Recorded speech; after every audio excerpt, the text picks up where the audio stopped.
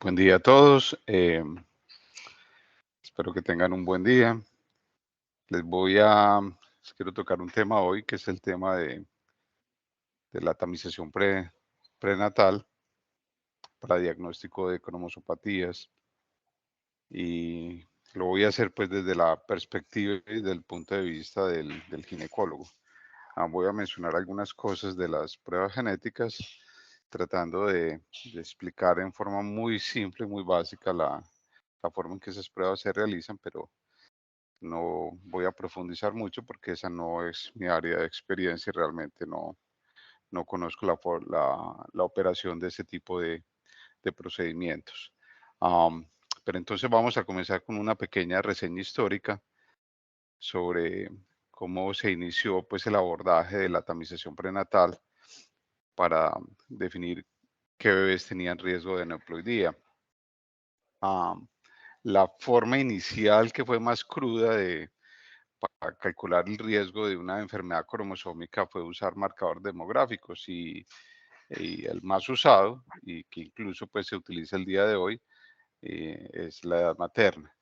El uso de la edad materna como marcador de riesgo se masificó notablemente en la década de los 70 y eso más o menos coincidió con el uso del ultrasonido diagnóstico que empezó unos pocos años antes, al finales de los años 60, una forma de diagnóstico ecográfico pues bastante cruda, pero ya empezaron a ver que era posible visualizar al feto en vientre, así fuera en forma estática, ah, y se empezaron a trabajar una cantidad de pruebas de laboratorio que se podían realizar en líquido amniótico. Entonces, el caer en cuenta, el realizar que era posible visualizar al feto y que era posible realizar pruebas en líquido amniótico, pues los eventos que realmente empezaron a empujar este cuento de cómo tratar de definir qué bebés tenían más riesgo para este tipo de condiciones. La edad materna fue bastante popular porque era un método bastante fácil de hacer eh, eh, y que se podía evaluar desde el punto de vista estadístico. Y desde el punto de vista estadístico es bastante notorio cómo utilizando la edad materna se veía que entre aproximadamente los 15 años y los 35 años, el nivel de riesgo de una enfermedad cromosómica fetal era relativamente bajo y estable, y estadísticamente a partir de los 35 años se empezaba a darse cuenta de que ese riesgo de enfermedad cromosómica empezaba a subir en este grupo, en las mamás de este grupo de edad y de ahí hacia adelante. Ahí a la derecha hay una curva mostrando esto, una incidencia relativamente baja y estable entre los 15 y 35 años, y a partir de ahí la curva empieza a ascender. Inicialmente, utilizar exclusivamente la edad materna como herramienta de tamizaje, pues tenía una sensibilidad diagnóstica bastante baja eh, para detectar bebés con problemas. Algunos hablaban de tasas entre 25 y 30%. Yo no lo creo, yo creo que las tasas eran muy bajas. Lo que sí nos dimos cuenta es que utilizar ese marcador como marcador único de riesgo generaba la realización innecesaria de múltiples procedimientos diagnósticos invasivos.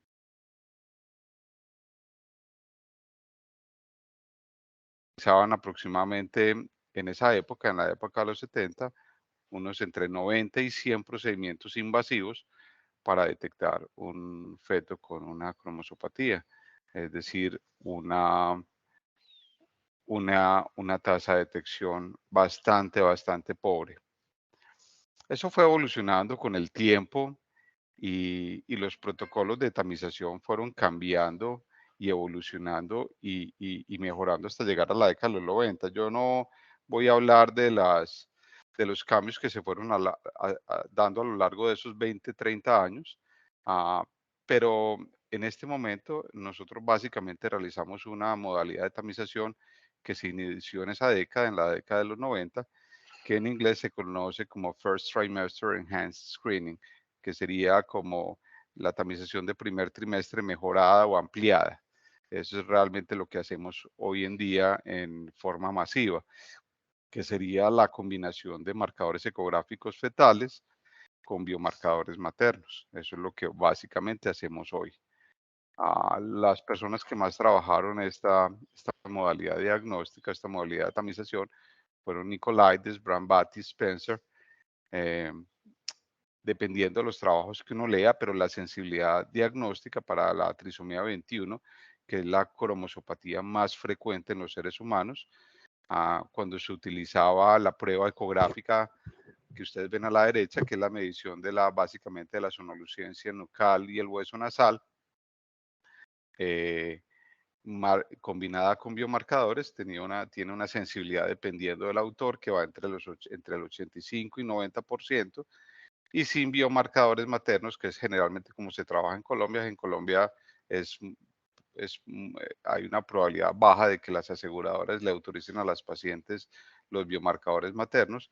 Sin biomarcadores tiene una sensibilidad que varía entre 78 y 84%, con una incidencia de falsos positivos que es más o menos constante alrededor del 5%. La prueba no es mala, es una prueba muy, muy superior a la que se utilizaba en la década de los 70, cuando básicamente utilizamos la edad materna como momento principal de riesgo.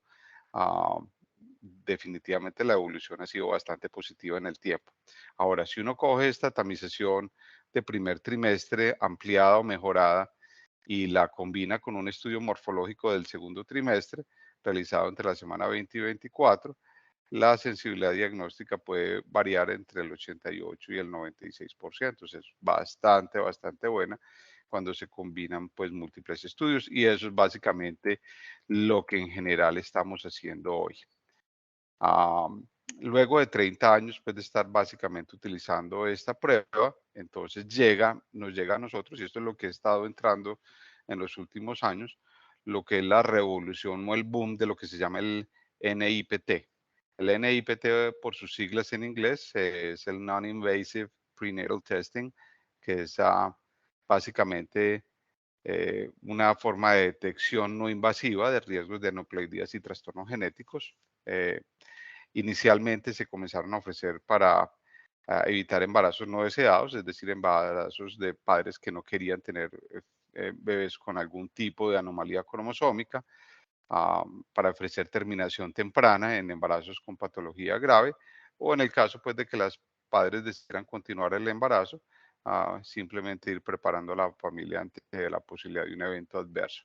Am, la teoría empezó a darse porque la gente empezó a decir, bueno, debe haber un intercambio de material genético entre madre y feto a través de la placenta, y el material genético fetal pues se debería de alguna forma detectar en sangre materna. Ah, Ahorita más adelante les voy a comentar cómo se empezó a dar eso. Pero estas pruebas no invasivas tienen dos ideas grandes centrales de mercadeo. Esto es puro mercadeo. Esto realmente no está basado exclusivamente en una teoría científica, sino que aquí hay mercadeo de por medio. ¿Cuáles son las dos ideas centrales de mercadeo de las pruebas no invasivas? Primero, que ellas ofrecen una alta o mejor sensibilidad diagnóstica que lo que utilizamos en este momento. Esa es la primera idea que tratan de vender. La segunda idea que tratan de vender es que hay cero riesgos fetales o maternos al tratarse de una prueba no invasiva realizada en sangre de la madre. Esas son las dos ideas centrales de mercadeo, que son con las que tratan de posicionar estas pruebas, tanto a nivel de los médicos que trabajamos esta área, como a nivel pues, de los pacientes, porque esta propaganda obviamente la envía pues directamente a la población, de pacientes en general. La historia de este cuento de las pruebas no invasivas realmente empiezan con este doctor, el doctor Dennis Law, de la Universidad China de Hong Kong. Eh, en Hong Kong está definitivamente la escuela que más trabaja con este tipo de pruebas genéticas en el mundo. Ellos son unos abanderados y son, creo que, la universidad que ha generado más avances en esta área en los últimos años. El doctor Lo fue el ganador del premio Lasker DeBakey en 2022. Eso, más o menos, para los que no conocen el premio Lasker es un premio que se ofrece a, solamente a personal médico que se dedica a la investigación, y en medicina sería como el equivalente como de una especie de premio Nobel, más o menos sería como el equivalente. ¿Qué fue lo que el doctor en qué trabaja realmente? ¿Cuál es su área de trabajo? Él empezó a decir, bueno, uno puede obtener muestras de células fetales, fue su teoría, su hipótesis de trabajo inicial. Se pueden obtener muestras de células fetales utilizando otros métodos diferentes a los que veníamos utilizando desde la década de los 70, que eran básicamente la amniocentesis y cordocentesis en los 70. Ah, de hecho, recordar pues que aquí en la universidad se trabajó muchísimo con cordocentesis cuando empezamos a hacer diagnóstico prenatal, debido a que no teníamos la posibilidad de hacer estudios en líquido amniótico. En la universidad se hizo muchísima cordocentesis como modalidad diagnóstica.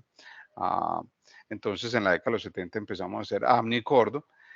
Y posteriormente, a partir del año 84, empezamos a realizar biopsia de vellosidades coriales, que es otra modalidad diagnóstica que hemos venido utilizando bastante. De hecho, pues la cordocentesis prácticamente ya no lo utilizamos. Es bien extraño utilizar cordocentesis.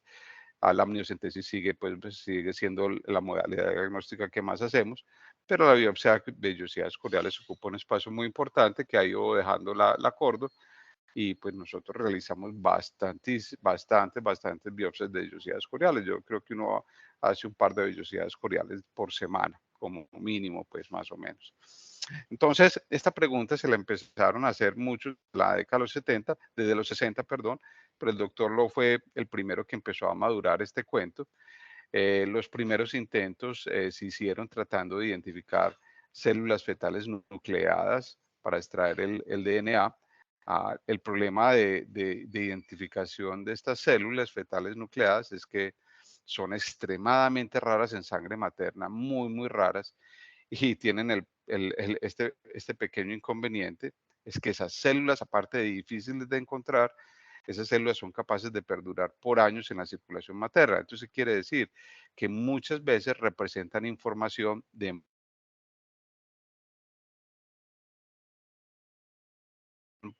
representar información genética de embarazos viejos, de embarazos previos al actual.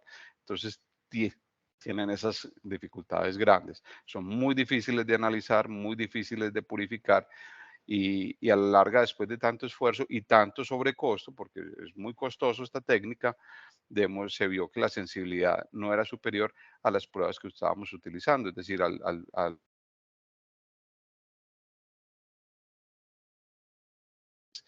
se fue perdiendo un poquito como el impulso de eso, y a eso se le dedicó mucho tiempo. A eso se le dedicó entre 1960 y 1990, y se pensaba pues que ya este era el fin de ese enfoque diferente de estudio. Pero llegó este doctor en el año 97, y él descubrió que el DNA fetal de origen masculino, de fetos masculinos, podría ser amplificado mediante una técnica de PCR en muestras de plasma materno. Entonces dijo, yo puedo identificar cuando hay un DNA con cromosoma Y. Yo lo puedo identificar en sangre materna. Entonces, ¿a qué se enfocó él inicialmente? Él inicialmente, eso dio origen a pruebas para determinar el género. Entonces, si estaba el ADN fetal de origen masculino, pues era un hombre; si no estaba, entonces era mujer. Y se empezó a utilizar para trastornos de un solo gen de origen paterno. Y sobre todo se trabajó en la determinación de RH, porque el antígeno D en las células de glóbulos rojos en ADN solamente podría ser de origen paterno. Si la madre era RH negativa, ya no tenía manifestación de antígeno D, y si se encontraba antígeno D, pues el origen era paterno. Entonces se empezó a trabajar básicamente para determinar género y para determinar RH. Ese fue el trabajo pues inicial más crudo, que se empezó alrededor de 1997. Después él siguió investigando y se encontraron con que el ADN libre de origen tumoral se detectaba en pacientes que tenían diagnósticos de cáncer. Entonces él dijo, bueno, si yo soy capaz de encontrar DNA tumoral en pacientes con cáncer en la sangre y ese no es es un, es un DNA libre que yo puedo medir y detectar, eh, yo lo que pienso es que puede haber alguna correlación con el embarazo y de dónde sacó él ese cuento. Entonces él dice, la hipótesis mía es que hay una similaridad en la forma de crecimiento de un tumor maligno y las células trofoblásticas de la placenta. Simplemente que las células trofoblásticas de la placenta crecen como igual que un tumor, pero en forma limitada dentro del útero. Entonces, él dice, estas células deben ser posible detectar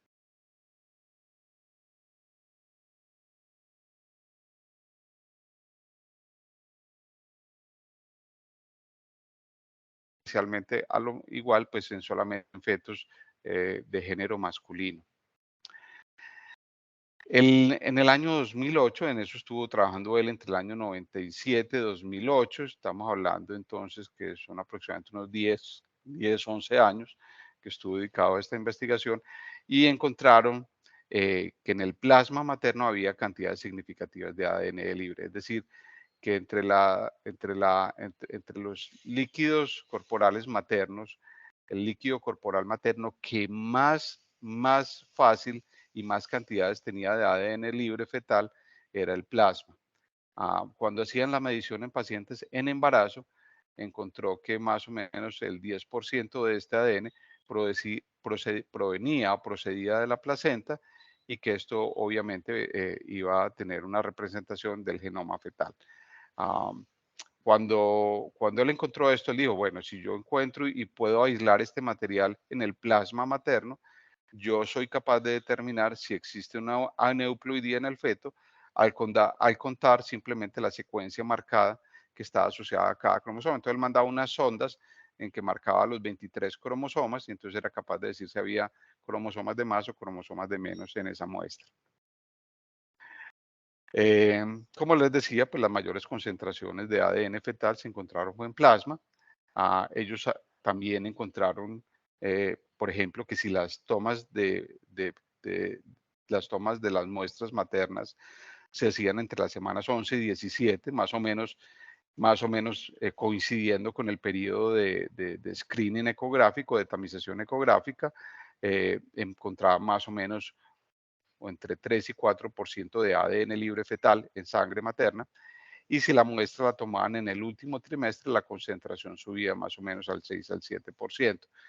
Nunca encontraron valores superiores al 10% en las muestras de ADN libre fetal en sangre, pero sí encontraron que era más abundante al final del embarazo que al comienzo.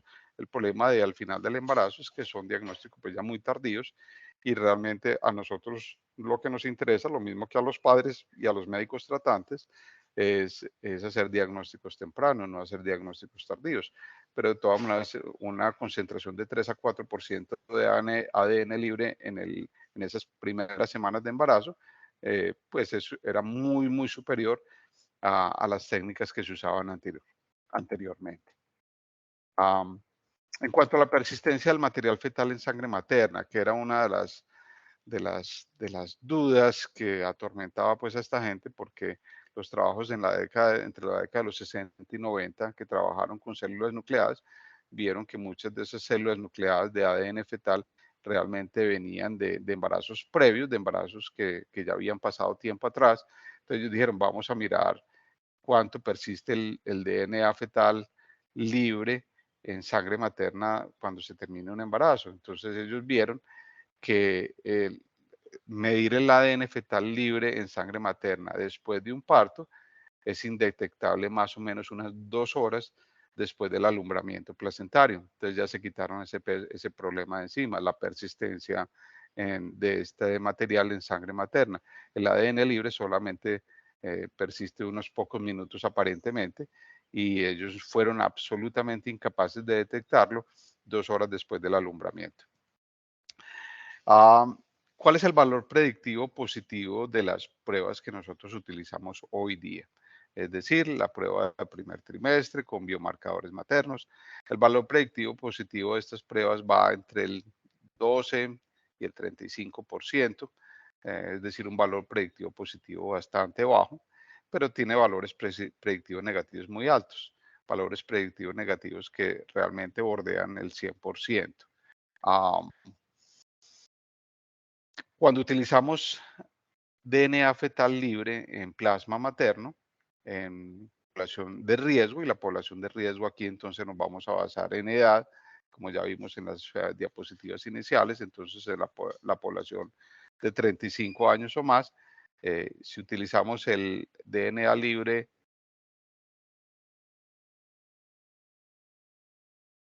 mucho más alto que en las pruebas que utilizamos hoy en día, va entre 50 y 90%.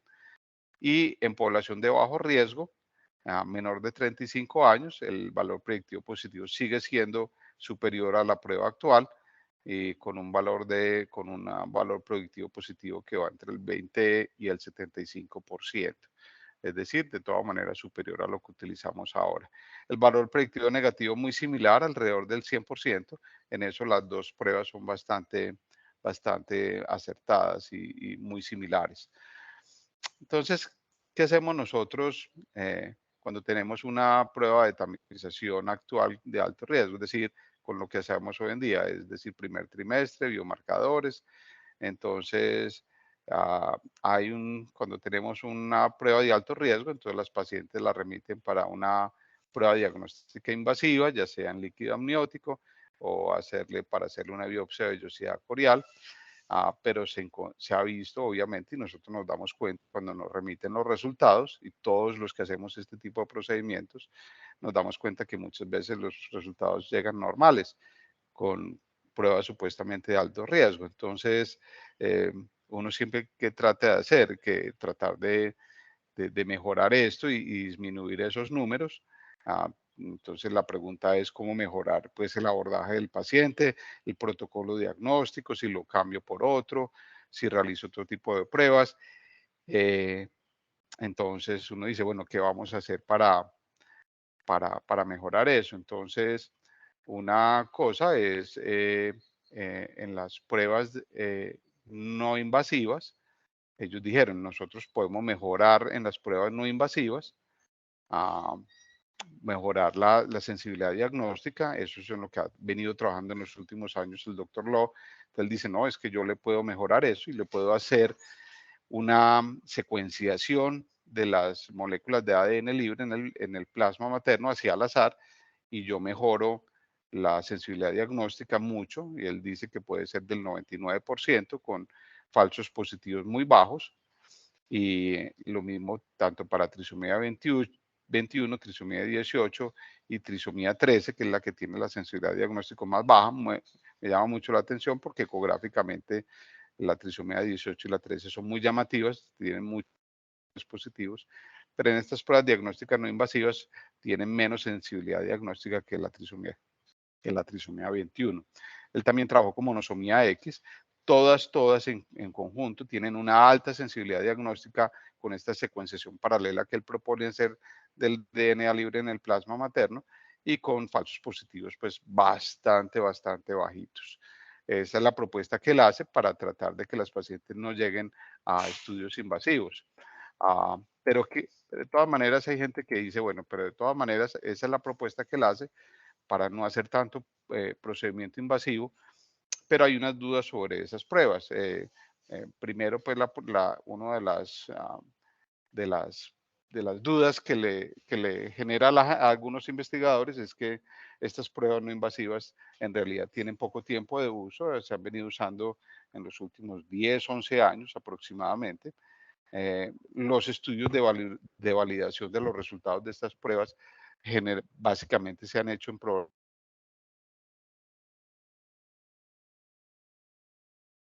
y o pacientes de edad avanzada.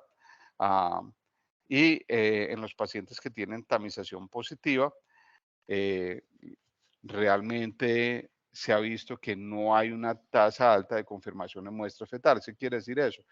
que las pacientes salen con tamización positiva y muchas veces deciden con ese resultado, que es una tamización, terminar el embarazo, porque en general ya son pacientes que tienen alto riesgo, tienen un antecedente, tienen la edad, tienen algún hallazgo ecográfico X, y el tamizaje de prueba no invasiva sale positivo. Entonces muchas parejas, muchos padres deciden la terminación del embarazo sin hacer pruebas confirmatorias, porque hay que entender nuevamente, repito, que las pruebas no invasivas son pruebas de tamización. La idea que están vendiendo es que, como les digo yo, que es que son mejores y en teoría probablemente más seguras para el feto, pero siguen siendo pruebas tamiz, es decir, no es una prueba confirmatoria. Lo que se está viendo con estas pruebas es que la gente está tomando decisiones con eso.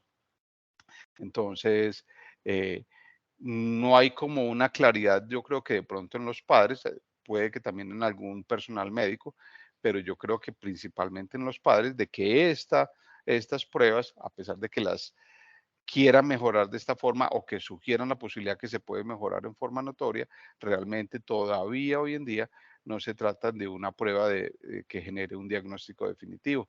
Entonces, eh, ahí están esas críticas. Poco tiempo de uso, estudios de validación solamente en poblaciones de alto riesgo, pacientes que cuando salen positivas muchas veces deciden no realizarse la prueba invasiva diagnóstica, no se la quieren hacer y prefieren terminar el embarazo. El problema de estas pruebas no invasivas cuando se trata de embarazos múltiples, porque en el caso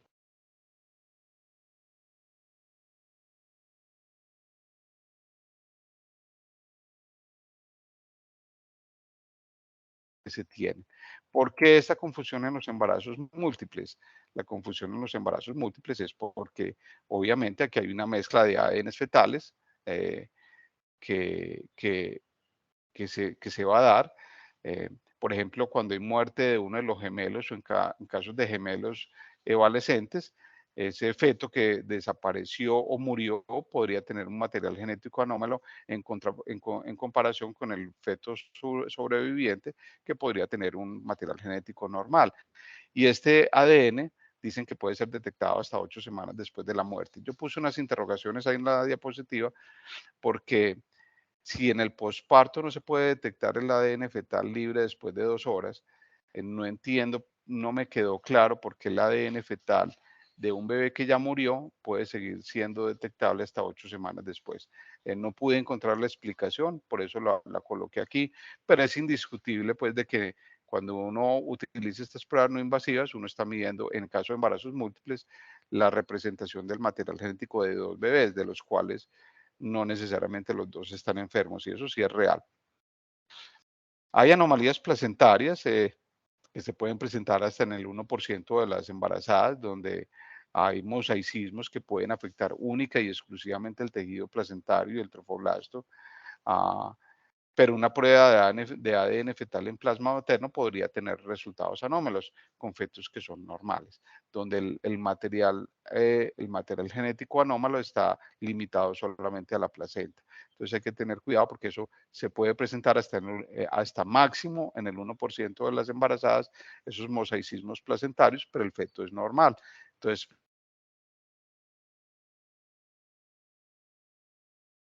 Entonces, tener cuidado con eso, porque eso va a reforzar también la idea de no tomar decisiones drásticas, determinaciones de embarazos o de consejerías de embarazos anormales sin confirmar el resultado de estas pruebas. Así tengan una sensibilidad diagnóstica tan buena y unos valores predictivos positivos superiores a lo que estamos haciendo hoy en día. En lo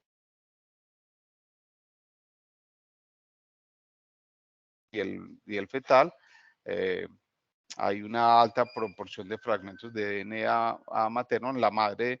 Cuando uno encuentra el material genético en la sangre de DNA libre, el 90% de ese DNA es de origen materno y solamente máximo hasta el 10% es de origen fetal. Como yo ya les decía, en el primer trimestre se puede detectar hasta puede ser entre el 3 y el 4%, en el último trimestre puede ser hasta el 6 al 7%, pero en las pruebas que han hecho en múltiples sitios nunca han encontrado más del 10% de ADN fetal. Entonces, la prueba de la cantidad de ADN fetal en la sangre materna y específicamente en el plasma, donde es más alto, ah, de todas maneras tiene unas concentraciones relativamente bajas en comparación con el DNA materno.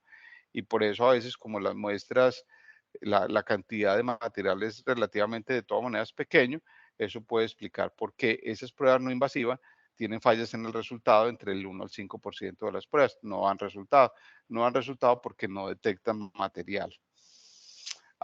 ¿En qué otras pacientes? Y esto sí es muy importante porque eso es población general, el porcentaje de fallas en población general que no da resultados del 1 al 5, pero hay pacientes que tienen muchísimo más riesgo de tener baja concentración de ADN fetal en el plasma. ¿Qué pacientes son esas? ¿Qué pacientes tienen aún más bajas concentraciones de ADN fetal y más difícil de detectar y por lo tanto más riesgo de resultados, de no resultado en la prueba? Son las pacientes que tienen placentas anormales, las pacientes que tienen fetos con anomalías intrínsecas, increíble porque eso es lo que estamos buscando, esos también parecen tener concentraciones de ADN más bajitas. Y esto que sí es, lo dejé abajo, porque es una cosa que nosotros tenemos muchísimo, y es las pacientes obesas. Las pacientes con índices de masa corporal de 30 o más en el embarazo tienen bajas concentraciones de ADN.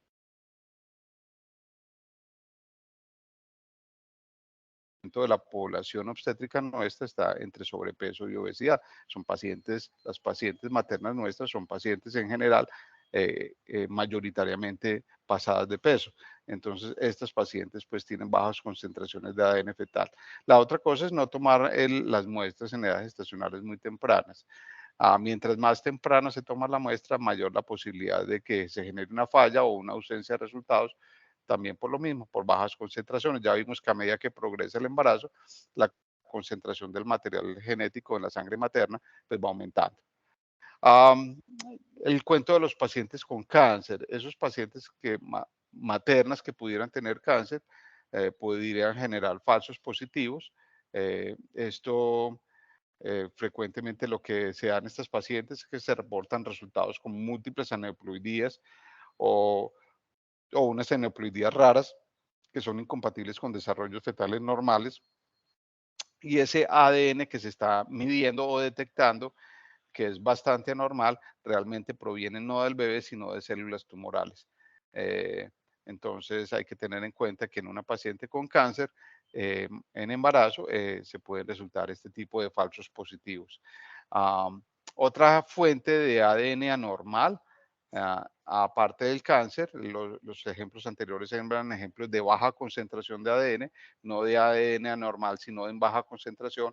En los pacientes con cáncer es ADN anormal, pero otras fuentes de ADN anormal son increíblemente las pacientes con miomatosis. Entonces, las pacientes con miomatosis múltiple pueden tener ADN anormal y todas aquellas que han sido receptoras de trasplante de órganos. Entonces, todo esto hay que tener en cuenta a la hora de interpretar los resultados en este tipo de pacientes o de ofrecer este tipo de pruebas.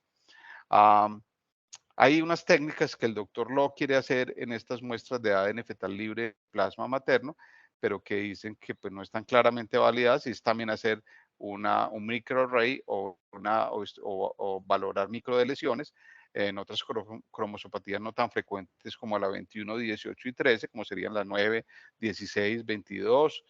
O él también dice que él podría lograr hacer una secuenciación de todo el genoma fetal en sangre materna. Eso lo empezó a trabajar él desde el año 2010-2011.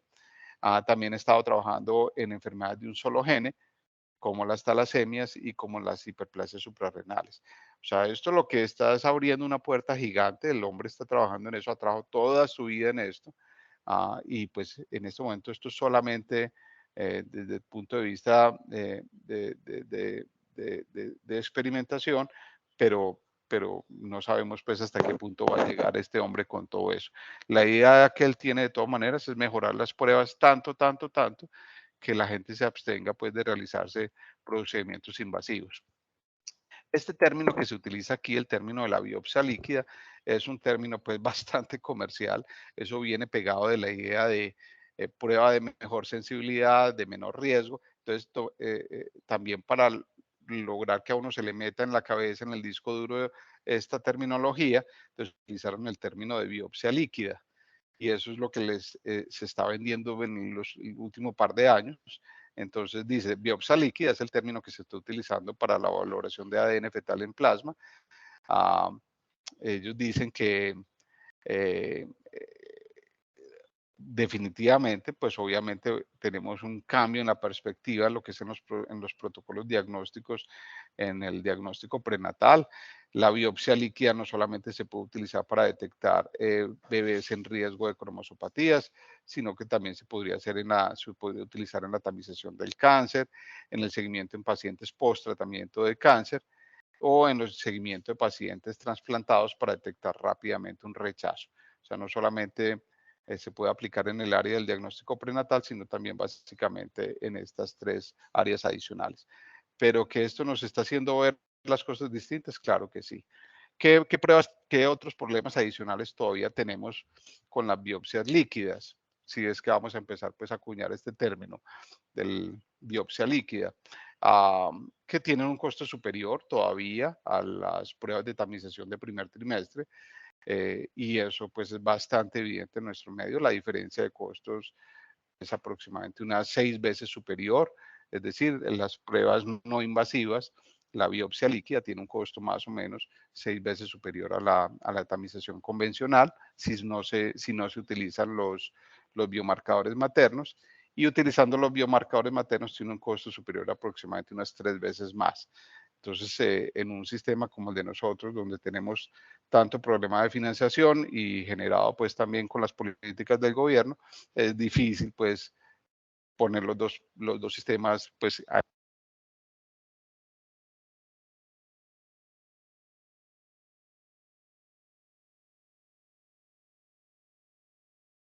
riesgo de aneuploidía fetal, a muy, pero muy alto riesgo, y que prefieran pues no someterse al diagnóstico invasivo, es decir, al procedimiento que normalmente les ofrecemos, que sería pues la amniocentesis y o la biopsia de vellosidad corial. Hay que tener mucho cuidado, como les decía yo, en la baja realización de pruebas invasivas en pacientes que tienen esta tamización positiva, la de tamización positiva en la biopsia líquida. No quieren hacerse pruebas invasivas. Realmente, claro que es que son pacientes muy sesgados a eso. Son pacientes que de todas maneras se la hacen porque ellos quieren evitar la invasión a todo costo, y por eso creo que está en la cabeza de ellos que no se van a hacer esas pruebas bajo ninguna forma, pero hay que, insisto, explicarles que la biopsia líquida sigue siendo una prueba de tamizaje. Todavía aún hoy día no es una prueba diagnóstica.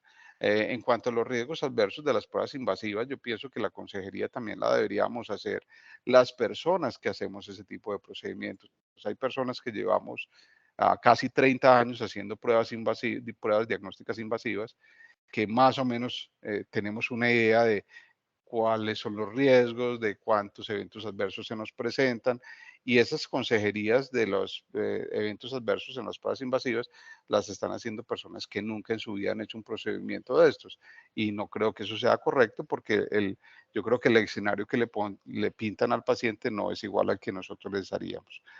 Am, También hay que tener en cuenta de que, por ejemplo, cuando uno no logra hacer una prueba invasiva y logra enviar una muestra para FISH o para cariotipo o para análisis de microarreglos, hay un porcentaje importante de anomalías que no son detectables con la biopsia líquida, que más o menos es del 17 al 30%.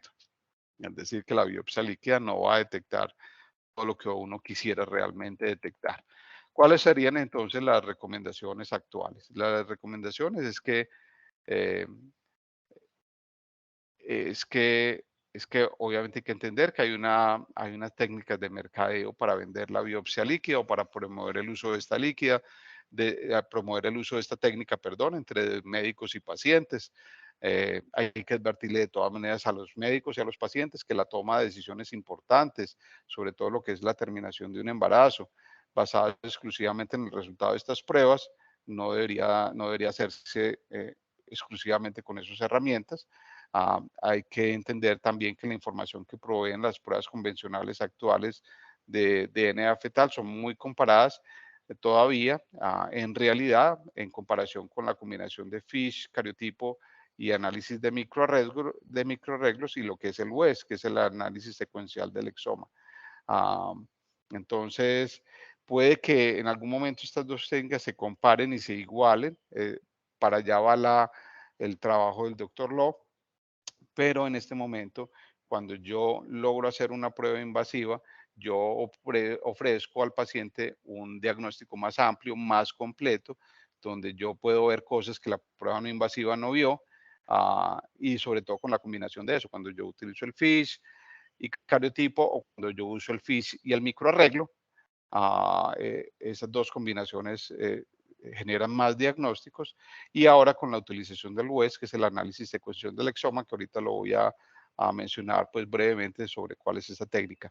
También advertir a los pacientes que uno se puede hacer una biopsia líquida, pero que el ultrasonido como técnica diagnóstica no invasiva todavía se necesita. O sea, nosotros podemos hacerle a la paciente todas las muestras en sangre que quiera, pero todavía necesitamos ver el bebé. Entonces el bebé hay que mirarlo porque hay que mirar dónde está ubicado, cuál es el tamaño, cómo crece, etcétera, etcétera. O sea, el ultrasonido no se va a acabar. Puede que el ultrasonido lo utilicemos para visualizar el bebé y para medir algunas estructuras y hacer algunos biomarcadores, pero para hacer algunos marcadores ecográficos, perdón, pero nunca se va a acabar. Necesitamos seguir viendo el bebé. Así no utilicemos el ultrasonido para ajustar riesgos de enfermedad cromosómica. Am, Voy a ver si paso un poquito aquí esto, eh, pero básicamente en esta diapositiva lo que se quiere hablar es que el proceso actual de evaluación y valoración del material genético en la sangre materna es un proceso todavía que es largo, que todavía es costoso, pero que se ha demostrado que es posible, obviamente es posible, y que en algún momento podría llegar a tener una equivalencia a las pruebas invasivas que realizamos. Eso sí es real, que ese camino sí se puede llegar a dar. Am, Voy a hablar un poquito sobre lo que es el análisis de microarreglos cromosómicos en el diagnóstico prenatal, ya esto por fuera de la biopsia líquida, ah, para entender un poquito los médicos porque a veces estamos mandando este tipo de pruebas. Entonces, en las pruebas diagnósticas tradicionales, en los pacientes con una alta posibilidad de aneuploidía, pues lo tradicional era que nosotros hacíamos un FISH. El FISH nos reporta un resultado limitado, rápido, que es el de abajo a la derecha en la diapositiva, donde están los colorcitos. Esa prueba de FISH supuestamente podría salir en 24, 48 horas. Aquí se demora a veces hasta una semana completa y nos reporta eh, un número extra de cromosomas o la falta de cromosomas en las condiciones más comunes, que son la 3, 18, 21, la anomalía en los cromosomas sexuales. Entonces, nos reporta algo rápido en las cromosopatías más comunes. Y después mandábamos un cariotipo que ya requería cultivo y que nos reportaba ya los 23 pares completos de cromosomas, que es la muestra de arriba, la parte de arriba de la diapositiva a la derecha. Esas muestras se tomaban o en líquido amniótico o en tejido placentario mediante biopsia de vellosidades coriales. ¿Qué es el problema de estas pruebas? Que lo que se hacía pues tradicionalmente es que solamente permiten identificar el número de cromosomas y unas anomalías estructurales de los cromosomas, pero grandotas, pues unas cosas grandes, pues bien evidentes, bien visibles. Entonces, eso es lo que uno le dice, ¿no? Le dicen, "Va, hay tantos cromosomas, falta uno o sobran tantos y de pronto en este le vemos una cosa, pero son anomalías bastante groseras. Yo digo que es como contar el número de edificios, pero no ser capaz de contar el número de apartamentos. Entonces, eso más o menos es lo que hacíamos tradicionalmente. Pero desde el año 2010 se utilizan las técnicas de microarreglos, donde básicamente lo que hay es la utilización de miles de sondas de ADN a través del genoma fetal y eso genera una intensidad fluorescente más alta o más baja en cada sonda, dependiendo de regiones donde haya material extra o material faltante. Entonces, estas técnicas de microarreglos realmente tienen una resolución muchísimo mejor que el cariotipo convencional, porque no solamente ve el edificio, sino que es capaz de ver los apartamentos que hay en cada edificio y entonces es mucho mejor detectando aneuploidías, detectando de lesiones, detectando duplicaciones, incluso aquellas que son aquellas anomalías del cromosoma que son bastante pequeñas. Am, ¿Qué ventajas adicionales tienen los microarreglos? No requieren cultivo celular. Muchas veces los cariotipos no nos lo reportan, nos reportan solamente los FISH, porque el FISH no requiere cultivo, nos lo reportan rápido. Ah, pero el cariotipo completo requiere un cultivo y esos cultivos a veces fallan y fallan por la calidad de la muestra, a veces por eso, pero a veces también porque tomamos las muestras en embarazos muy avanzados. Y cuando ya los embarazos están muy avanzados, las células en el líquido amniótico ya se están muriendo muchas. Hay mucha célula muerta y el cultivo no pega. Eso pasa sobre todo a partir de la semana 32. Entonces fallan mucho. Los microarreglos no fallan porque no requieren cultivo. Entonces evitan los casos de falla o no resultados por falta de células o por incremento en las células muertas por la edad gestacional. Los reportados de los microarreglos son mucho más rápidos, los cultivos a veces se nos están demorando un mes o más, en cambio estas técnicas son mucho más rápidas y definitivamente utilizar microarreglos es la herramienta de elección en casos en donde detectemos bebés con múltiples anomalías o que sospechemos un síndrome genético o que sospechemos que haya la posibilidad de que hay algo que pueda afectar el neurodesarrollo fetal. Ah, porque esos microarreglos, esas técnicas de microarreglos tienen una posibilidad entre 15 y 20% más que en los cariotipos convencionales. Entonces, realmente los cariotipos convencionales uno los podría utilizar para pacientes, por ejemplo, que tienen marcadores de riesgo genético, pero que estructuralmente los ves están normales. Y uno no les ve una anomalía estructural. A eso se les podría usar cariotipo nomás, o sea, el FIS y el cariotipo. Pero si uno ve un bebé con una de estas condiciones que les acabo de mencionar, uno debería usar el FISH y solamente utilizar los microarreglos y no más, y con eso tiene uno. Am, También hay que tener en cuenta que los microarreglos da resultados positivos eh, en casi 2% de los fetos con valoración estructural normal. Como es tan bajita, pues uno podría obviar eso, pero hasta en 2% de fetos con valoración estructural normal ecográfica da resultados positivos. Ah, Detecta 2% de variaciones en fetos aparentemente normales de predisponer patologías de comienzo tardío, es decir, bebés que aparentemente todo está bien, pero el microarreglo puede detectar este tipo de variaciones en los cromosomas que pueden generar enfermedades de comienzo tardío en la infancia. Ah, Marca resultados positivos hasta 6% de fetos con anomalías estructurales y que ya tienen cariotipo normal. O sea, tienen cariotipo normal, tienen anomalía ecográfica y el microarreglo muestra 6% de positividad en esos fetos. En los casos de mortinatos, si uno quisiera hacer un estudio de esos mortinatos, donde hay un altísimo número de células muertas, y lo mismo que en los abortos, si uno quisiera hacer estudios citogenéticos en esos casos, los microarreglos muestran una tasa de desempeño superior al cariotipo convencional, porque evita fallas en cultivo, evita fallas en contaminación con material materno, pues en esos últimos casos. Esta técnica es una técnica espectacular se está utilizando ahora, ah, eh, evitando pues lo que es la valoración.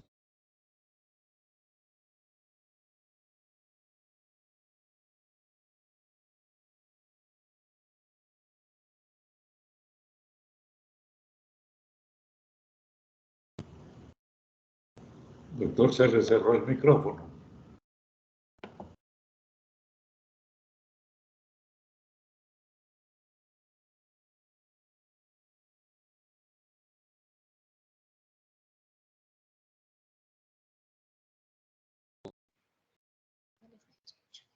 Bueno, qué pena, no sé qué se habrá perdido, pero estaba hablando pues de esta otra técnica adicional que se está utilizando ahora, tratando de, en vez de estudiar todo el genoma completo, porque el estudio del genoma completo es una técnica muy extensa, muy laboriosa, muy costosa, muy larga, a cambiarlo por la medición de la parte externa del genoma, lo que se llama el WES. Y es una herramienta pues bastante reciente y muy avanzada en el diagnóstico prenatal. Está ideada para identificar una causa genética en fetos, básicamente en fetos con diagnósticos ecográficos de anomalías estructurales. Ah, Y lo que hace esta técnica es que es incluso superior a la técnica de microarreglos porque incluso detecta alteraciones genéticas hasta en un 20 a 30% adicional de los casos. ¿Qué es lo que ellos hacen? Ellos dicen, bueno, medir el genoma humano es largo, costoso, laborioso y muy complicado, no se le puede ofrecer a todo el mundo, pero la medición del exoma es una cosa distinta porque no representa el total de la información genética codificada en el ADN, sino que representa solamente entre el 1 al 2% del total del genoma humano. O sea, nosotros no vamos a revisar el 100% del genoma, sino entre el 1 al 2% del material. Revisando solamente los exones, ahí está en la diapositiva del lado derecho, que son solamente la parte del genoma que codifica las proteínas. Eso es lo único que ellos, esa parte del genoma, del DNA hace, es codificar proteínas. Y ese pedacito, ese 1 a 2% del genoma, ah, en conjunto, todos esos sitios se denominan en conjunto el exoma,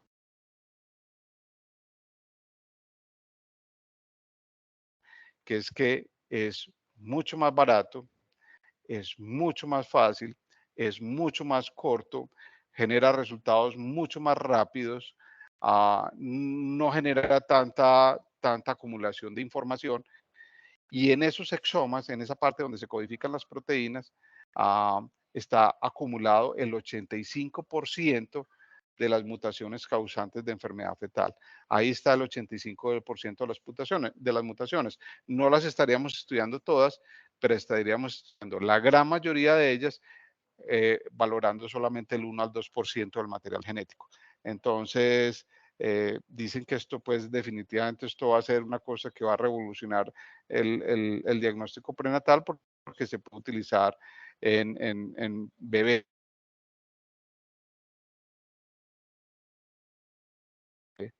que fueron negativas y que uno dice, este bebé tiene algo, pero no encontramos. El West dio resultados positivos, como les decía, entre el 25 al 30% de esos bebés que aparentemente no se les detectaba una causa para su condición. Hay varios estudios iniciales que se han hecho en el periodo prenatal y en fetos pues con diagnóstico de anomalías estructurales, que es lo que yo les decía, que se puede generar resultados positivos hasta en un 30% adicional de la población, en las cuales el FISI, el cariotipo o el análisis del microarreglos fue negativo. Ah, el potencial de esta prueba es que eventualmente puede duplicar el número de casos en los que se puede identificar una causa genética. A costos inferiores, como les decía, a la valoración total de genoma, los resultados más rápidos, el fácil manejo de la información, de la interpretación, del archivo de todos esos datos. Evita intentar codificar pues uno por uno cada gen en forma específica, pues enviar sondas específicas para cada gen, especialmente cuando uno no sabe cuál es el gen que está causando una anomalía, porque si uno conoce una condición específica de un paciente y sabe cuál es el gen que está, tiene la mutación, pues uno marca ese gen con una sonda y va y lo busca, pero él dice aquí no, aquí yo le busco el 85% de los sitios donde yo puedo encontrar mutaciones. Entonces, es una técnica que realmente tiene unas ventajas potenciales bastante grandes. Esta es la bibliografía básica de donde saqué el material y pues sí, les doy muchas gracias por la atención. Yo creo que estuvimos cumplidos ahí, creo que ya son las 8 de la mañana. Les doy muchas gracias y no sé si habrá tiempo a que alguien pregunte alguna cosa sobre esto.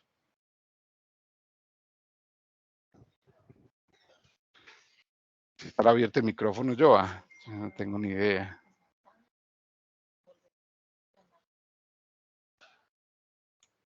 Pobre John Jairo que no. Bueno. ¿Qué hacemos, Joa? Entonces paramos acá.